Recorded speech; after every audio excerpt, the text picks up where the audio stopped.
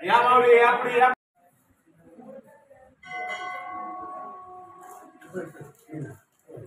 नाव सांगा.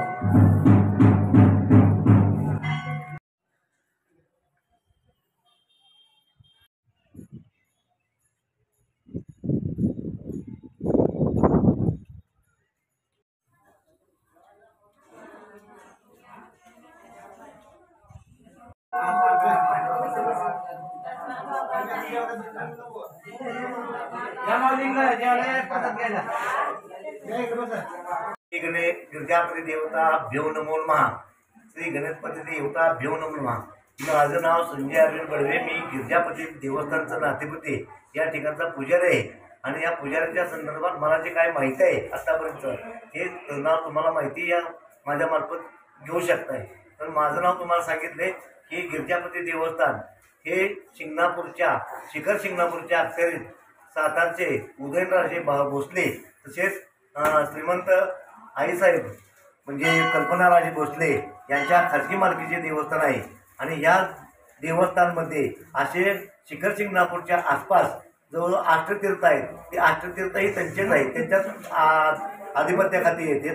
तसंच गिरजापती देवस्थानचं पुजारी या नात्यानं मी या ठिकाणी सांगू शकतो की मला माहितीनुसार आजपर्यंत आमच्या वंश परंपरेनं ही आमच्याकडे देवाची पूजा चालू आहे. आणि ह्या देवस्थानची पूजा शिखर शिंगणापूरचे देवस्थान हे जसं त्याचीच रचना ह्या ठिकाणी आहे. या ठिकाणी आता तुम्ही पिंड जी बघितली महादेवाची हे स्वयंभू लिंग आहे. शंकर पार्वती आणि गणपती या ठिकाणी आहेत.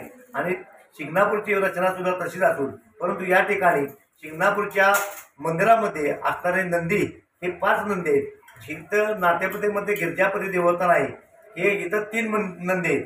तर ह्याचं कारण मला सुद्धा मला कुठले पुरावे मला काही माझ्याकडे नाहीत, मला ते काही सांगू शकत नाही.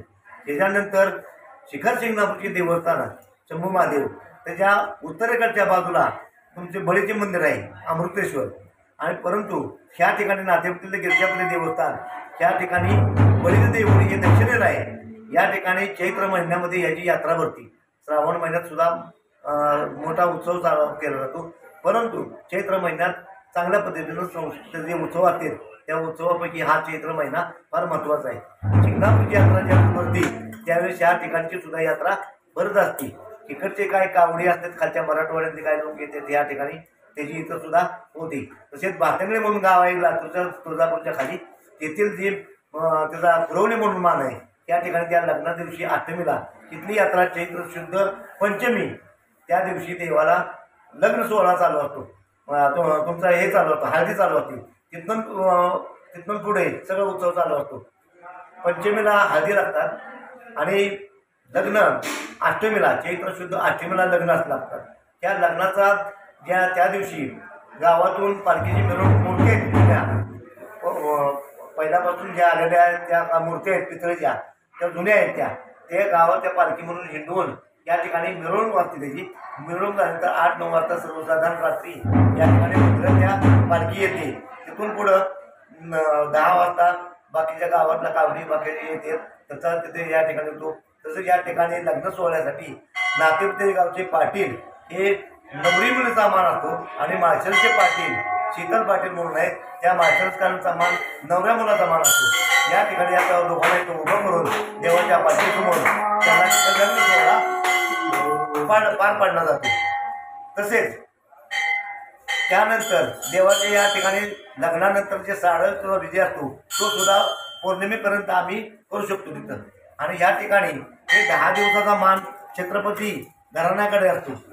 10 दिवस त्यांचा मान 10 दिवसाचा आहे तो त्यांना देत असतो.